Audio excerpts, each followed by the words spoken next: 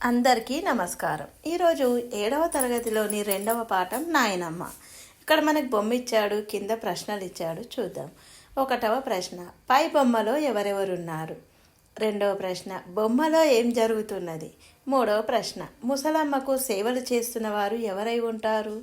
4వ ప్రశ్న, మీ ఇంట్లో ఉండే వృద్ధులకు మీరు ఎట్లాంటి సేవలు చేస్తారు? బొమ్మలో ఒక పెద్ద ఆవిడ, ఆమెకి కొడుకు కోడలు ఇద్దరు మనవడు మనవరాలుగా మనకు అర్థమవుతుంది. వాళ్ళ ఆవిడకి సేవలు చేస్తున్నారు. అలాగే మీ ఇంట్లో కూడా ఎవరున్నారు, మీరు ఎలాంటి పనులు చేస్తారు అనేది ఈ ప్రశ్నలకి సమాధానం. పాఠం. రవి వాళ్ళ ఇంట్లో అమ్మ, నాన్న, తమ్ముడు, చెల్లె ఇంకా ఒక ముసలి అవ్వ ఉంటారు. ముసలి అవ్వ రవికి నాయనమ్మ. నాయనమ్మకు కళ్ళు కూడా సరిగ్గా కనిపించవు. మోకాలు కూడా అరిగిపోవడంతో నడవడం కూడా కష్టమైంది.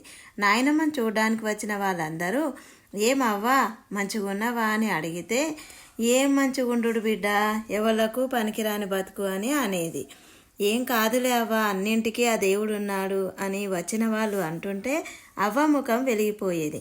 వాళ్ళంతా తల వంచి దండం పెడుతుంటే సలగుండు బిడ్డ అని దీవించేది. అవ్వ పండుకునే మంచం మీద పరుపు, మెత్త, చెద్దరు ఇంకా కొన్ని బట్టలుంటాయి. పక్కన బల్ల మీద యాదగిరి నరసింహస్వామి పటం, ముందర జపమాల ఉంటుంది. నాయనమ్మకు రోజు మాలను చేతితో పట్టుకొని జపం చేయడం అలవాటు. మంచానికి 2 దిక్కులా ఏమేం వస్తువులు ఉంటాయో అవ్వకు తెలుసు. ఎంత రాత్రి నిద్ర లేచినా చీకట్లోనే ఆ వస్తువులను చేతితోటి అందుకుంటుంది. అవ్వ మంచానికి ఒక దిక్కు నీళ్ళ బిందె, చెంబు ఉంటాయి. దూపైతే చెంబుతోని నీళ్లు ముంచుకొని తాగుతుంది. మంచానికి ఇంకో దిక్కు చెప్పులుంటాయి. మంచం దిగితే చూడకుండానే కాళ్ళను చెప్పుల్లో పెట్టి తొడుక్కుంటుంది. అవ్వ అంటే ఇంట్లో అందరికీ ఇష్టం. ఆమెను బంగారం లెక్క చూసుకుంటారు. రవి వాళ్ళ అమ్మ, నాన్న పొద్దున్నే నాయనమ్మకు స్నానం చేయించడానికి పట్టుకొని తీసుకుపోతారు. స్నానం చేయించినాక మళ్ళా మంచం మీద కూర్చుండబెట్టినప్పుడు నాయనమ్మ ముఖం మీద నీళ్ళ చుక్కలు మెరుస్తూ ఎంతో అందంగా కనబడతాయి. రవి వాళ్ళమ్మ నాయనమ్మ తలను దువ్వెనతో దూస్తూ నాయనమ్మ నొసల మీద ముద్దు పెట్టుకుంటుంది. మంచం పక్కన బీరువాలో నాయనమ్మ మందులు ఉంటాయి. ఏ మందు, ఏ గోళీలు ఎప్పుడు వేసుకోవాలనో నాయనమ్మకు తెలుసు. రవి వాళ్ళ అమ్మ కానీ నాన్న కానీ మందులు వేయబోతే, నాకు చాతనైతుంది బిడ్డ, నేను వేసుకుంటా అంటుంది. రవికి నాయనమ్మ అంటే ఎంతో ఇష్టం. నాయనమ్మకు ఏదైనా పని చేసి పెట్టడం అన్నా, నాయనమ్మ చెప్పే కథలు వినడం అన్నా, నాయనమ్మ దగ్గర హాయిగా నిద్రించడం అన్నా ఇష్టం. రవికే కాదు, అతని తమ్మునికి, చెల్లెకు కూడా నాయనమ్మ అంటే ఇష్టం. నాయనమ్మ కూడా పిల్లలు బడి నుంచి ఇంటికి ఎప్పుడు వస్తారు అని ఎదురు చూస్తుంది. ఒకరోజు వాళ్ళ ఇంటికి కరీంనగర్ నుండి చుట్టాలు వచ్చారు. వాళ్ళు దగ్గర చుట్టాలు. వాళ్ళ కొడుకు శేఖర్, రవి ఒకే ఈడు వాళ్ళు. ఒకరితో ఒకరు కలిసి ఆడుకోవడం అంటే వాళ్ళకి చాలా ఇష్టం. కలిసి ఎగురుతారు, దుంకుతారు, ఆడుతారు. ప్రపంచం మొత్తం మర్చిపోతారు. శేఖర్ వస్తున్నాడని రవి ఎగురి గంతులు వేశాడు. శేఖర్ అయితే ఎప్పుడు రవి దగ్గరకు పోదామా, ఎప్పుడు రవితో కలిసి ఆడుకుందామా అని ఆతృతతో ఉన్నాడు. శేఖర్ వాళ్ళ అమ్మ, నాన్న తమ్మునితో కలిసి ఇంటికి రాగానే రవికి ఎంతో సంబరమైంది. ఇద్దరూ కలిసి కొంచెంసేపు ఆడుకున్నారు. కానీ కొంతసేపటికి రవి ఆట నాపేసి నాయనమ్మ దగ్గరకు పోయాడు.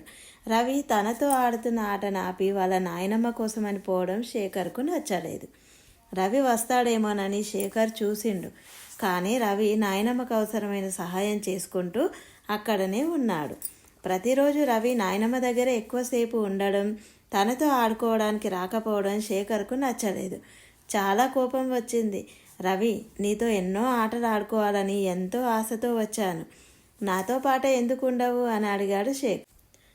నాయనమ్మకు పనులు చేసుకోవడం చాతనైతలేదు, అందుకని నాయనమ్మ దగ్గరనే ఉండాలి. రేపు మొత్తం నీతోటే ఉంటలే అన్నాడు రవి. తెల్లవారి లేవగానే తయారై శేఖర్ని తోలుకొని స్నేహితుల ఇంటికి వెళ్ళాడు రవి. అందరూ కలిసి బడిలో ఆట స్థలానికి వెళ్ళి చిరగొనే దాగుడు మూతలు, కబడ్డీ ఎన్నో ఆటలు ఆడుకున్నారు. ఆ రోజు శేఖర్ ఎంతో సంతోషంగా ఉన్నాడు. కానీ మాపడికి ఇంటికి రాగానే నాయనమ్మతోటే ఉన్నాడు రవి. శేఖర్కి ఇంకా బాధగా అనిపించింది. తెల్లారేసరికి నాయనమ్మకు బాగా జ్వరం వచ్చింది. రవి బాధపడ్డాడు. జ్వరంలో నాయనమ్మ మూలుగుతుంటే రవికి ఏడుపు వచ్చింది. శేఖర్ దగ్గరకు వచ్చి ఏడ్చాడు. ఇంకో 2 రోజులు రవి నాయనమ్మ దగ్గరే ఉండి ఆమెకు సేవ చేశాడు. రవి మాత్రమే కాదు, వాళ్ళ ఇంట్లో అందరూ నాయనమ్మతోటే ఉన్నారు. 2 రోజుల్లో నాయనమ్మకు జ్వరం తగ్గింది. కానీ చాతగాకుండా ఉండడంతో నాయనమ్మ పనులకు సహాయం చేసుకుంటూ రవి ఆమె దగ్గరనే ఉండిపోయాడు. ఎప్పుడు చూసినా రవి నాయనమ్మ దగ్గరనే ఉండడంతో శేఖర్కు నాయనమ్మ మీద కోపం వచ్చింది. తనతో పాటు రవిని ఆడుకోనియకుండా చేస్తున్నది నాయనమ్మనే అని ఆమె మీద ద్వేషం పెంచుకున్నాడు. రవి నాయనమ్మకు మందులిస్తూ సేవలు చేస్తూ ఉండేవాడు. రవి సేవలు చూస్తున్న కొద్దీ శేఖర్కు కోపం పెరిగిపోయింది. ఏదో ఒకటి చేయాలనుకున్నాడు. ఒకరోజు పగటిపూట నాయనమ్మ నిద్రపోయింది. చుట్టుపక్కల ఎవరూ లేకుండా చూసి నాయనమ్మ మంచానికి 2 దిక్కులా ఉన్న వస్తువులను మార్చాడు. బిందె, చెంబు ఉన్న దిక్కు చెప్పులను, చెప్పులున్న దిక్కున బిందెను ఉంచాడు. తర్వాత ఏం తెలియనట్లు దూరంగా కూర్చొని నాయనమ్మనే చూడసాగాడు. ఈ విషయం తెలియని నాయనమ్మ నిద్ర లేవంగానే చెప్పులు ఉండే దిక్కు నుంచి కిందకి దిగింది. కానీ అక్కడ చెప్పులకు బదులు బిందె ఉండడంతో దానిలో కాలు ఇరుక్కొని కింద పడింది. ఆమె బాధతో అరిచింది. ఆమె అరుపులు విని ఇంట్లో అందరూ ఉరుకుతూ వచ్చారు. అందరూ ఎంతో ఆందోళన పడుతూ నాయనమ్మను పైకి లేపి మంచం మీద పడుకోబెట్టారు. డాక్టర్ వచ్చి పరీక్షలు చేసి కాలు విరిగిందని చెప్పాడు. ఎక్స్రే తీయించాడు. నాయనమ్మ తొడ ఎముక విరిగిందని డాక్టర్ చెప్పాడు. ఆపరేషన్ చేయాలి, కానీ ఇంత పెద్ద వయసులో ఆపరేషన్ చేస్తే ప్రాణానికే ప్రమాదం అని డాక్టర్ చెప్పడంతో అందరూ బాధపడ్డారు. అసలు చెప్పులు ఉండే చోట బిందె ఎవరు పెట్టారో ఎవరికీ అర్థం కాలేదు. పని మనిషి మతిమరుపుతో అట్లా చేసిందేమోనని అనుకున్నారు. నాయనమ్మ 1 రోజులు దవాఖానాలోనే ఉన్నది. రవితో సహా అందరూ ప్రతిరోజు దవాఖానకు పోతున్నారు. నాయనమ్మకు తొందరగా నయం కావాలని దేవునికి మొక్కారు. తన అమ్మ నాన్నలతో సహా ఇంట్లో అందరూ నాయనమ్మ ఆరోగ్యం గురించి బాధపడుతుంటే శేఖర్కు కూడా గుబులైంది.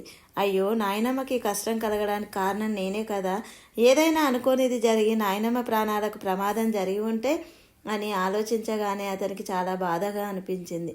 ఇంకోసారి ఇట్లాగే మా అమ్మకు కూడా జరిగి మా అమ్మ కాలు విరిగి ఉంటే అనుకోగానే అతనికి చాలా ఏడుపు వచ్చింది. ఎవరూ ఓదార్చలేనంత ఏడుపు వచ్చింది. అందరితో కలిసి మునుపటి తీరుగా మాట్లాడలేకపోయాడు. ముభావంగా ఉండిపోయాడు. శేఖర్ ఇట్లా ఎందుకుంటున్నాడో ఎవరికీ అర్థం కాలేదు. శేఖర్ను మామూలు మనిషిని చేయడానికి రవి ఎంతగానో ప్రయత్నించాడు. రవి ఎంత పిలిచినా అతనితో ఆడుకోవడానికి పోలేదు. కొద్ది రోజులకు నాయనమ్మను ఇంటికి తీసుకువచ్చారు. నాయనమ్మ కాలును కట్టుతో మంచం మీదనే ఉండిపోయింది. శేఖర్కు నాయనమ్మను చూస్తే దుఃఖం వచ్చేది. ఆమె దగ్గరకు పోయి ఆమెనే చూసుకుంటూ కూర్చునేవాడు. అట్లా విచారంగా కూర్చున్న శేఖర్ను నాయనమ్మ పిలిచేది. తన దగ్గరున్న పళ్ళు తినమనిచ్చేది. దానిమ్మ గింజలను ఒలిచి శేఖర్ నోట్లో పోసేది. అట్లా చేస్తున్న ప్రతిసారి శేఖర్కు ఏడుపు వచ్చేది. ఆ రోజు నుండి అతడు రవి వలె నాయనమ్మకు ప్రతి పనిలో సహాయం చేయసాగాడు. నాయనమ్మ అతడిని రవిని చూసినట్లుగానే ప్రేమగా చూడసాగింది. నాయనమ్మ తనను ప్రేమగా చూస్తున్న కొద్దీ శేఖర్కు తాను చేసిన తప్పు గుర్తుకు వచ్చి ఏడుపు వచ్చేది. ఆ ఏడుపు నుండి ఎట్లా తప్పించుకోవాలో అతనికి తెలియలేదు. ఒకరోజు ఇంట్లో ఎవరూ లేనప్పుడు నాయనమ్మ ఒడిలో తలవార్చి ఏడ్చాడు శేఖర్. ఏమైంది అడిగింది నాయనమ్మ. నాయనమ్మ, నీ మీద కోపంతోని చెప్పుల స్థానంలో బిందెను పెట్టింది నేనే అని బోరున ఏడ్చాడు. నాయనమ్మ ఏమనలేదు. నాయనమ్మ, నాకు రవితో ఆడుకోవడం అంటే బాగా ఇష్టం, కానీ రవి ఎప్పుడు నన్ను విడిచిపెట్టి నీతోనే ఉంటే నాకు కోపం వచ్చింది. అందుకే అట్లా చేసిన. ఇంకా నువ్వు కొట్టినా నాకేం బాధ లేదు అన్నాడు ఏడ్చుకుంటా. నాయనమ్మ శేఖర్ను దగ్గరకు తీసుకున్నది. అతను కన్నీళ్లు తుడిచి నవ్వింది. నాయనమ్మ నవ్వంగానే శేఖర్ ఏడవడం ఆపాడు. అంతా మంచిగా జరిగిందిరా. నేను కష్టపడడం చూసి నీలో మార్పు వచ్చింది. రవి నాతోనే ఉండడంతో నీకు నా మీద ఈర్ష్య కలిగింది. ఇప్పుడు ఆ ఈర్ష్య పోయింది. ఈర్ష్య అనేది మనిషి మనసుకు విషం వంటిది. నువ్వింకా అందరితో కలిసి ఆడుకో, సంతోషంగా ఉండు అంటూ శేఖర్ వీపు మీద తన అరచేత్తో రాస్తూ ఓదార్చింది. ఈ పాఠంలోని నీతి: కుటుంబంలోని వ్యక్తులందరూ ఒకరిపై ఒకరు ప్రేమగా, బాధ్యతగా మెలగడం. రెండో విషయం, ఎవరిపైనైనా ఈర్ష్య, అసూయ, ద్వేషం అనేది పెంచుకుంటే అది మనకు నష్టాన్ని, కష్టాన్ని కలిగిస్తుంది అనేది పాఠంలోని నీతి.